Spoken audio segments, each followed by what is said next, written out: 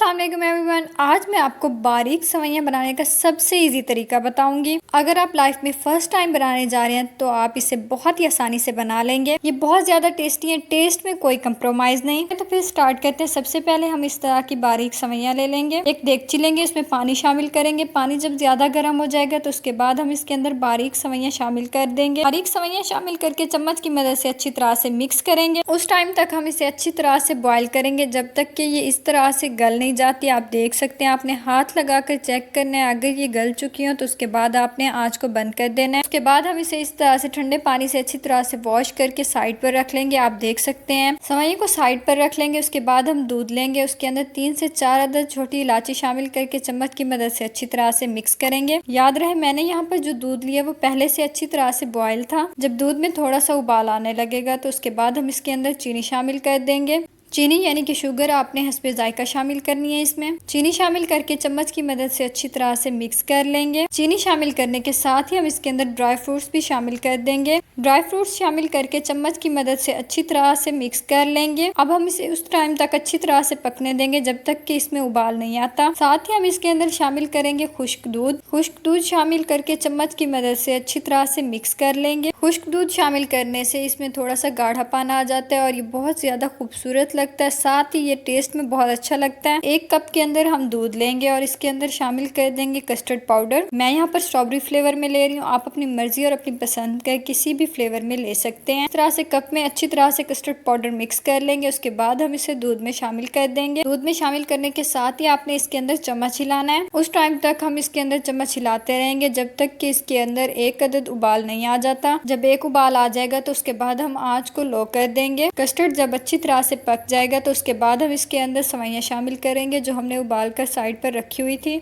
सेवइयां शामिल करके चम्मच की मदद से अच्छी तरह से मिक्स कर लेंगे। उस टाइम तक हम इसके अंदर चम्मच हिलाते रहेंगे। आंच को हाई कर देंगे जब तक कि इसके अंदर 2 से 3 अदद उबाल नहीं आ जाते। जब हमारी सेवइयां बिल्कुल तैयार हो जाएंगी तो उसके बाद हम इसके अंदर शामिल करेंगे होममेड मलाई। अगर आपके पास मलाई नहीं है तो आप क्रीम भी शामिल कर सकते हैं। मलाई शामिल करके चम्मच की मदद से अच्छी तरह से मिक्स कर लेंगे। मलाई शामिल करने के बाद हम इसे सिर्फ 3 मिनट तक ही पकाएंगे, ज्यादा नहीं पकाएंगे। अब हमारी सेवइयां हो चुकी हैं तैयार। अब हम इसे डिश आउट कर लेंगे। डिश आउट करने से पहले इसे रूम टेम्परेचर पर अच्छी तरह से ठंडा करेंगे। डिश आउट करने के बाद हम इसके ऊपर ड्राई फ्रूट्स की गार्निश कर देंगे। मैं यहाँ पर बादाम की गार्निश कर रही हूँ। आप अपने फेवरेट फ्रूट्स की भी गार्निश कर सकते हैं। उम्मीद है आपको आज की मेरी वीडियो पसंद आई हो कि लाइक करना और कमेंट करना मत भूलिएगा। इस तरह की टेस्टी और खूबसूरत सी वीडियोस के लिए मेरे चैनल को सब्सक्राइब कर दीजिएगा। अल्लाह हाफिज।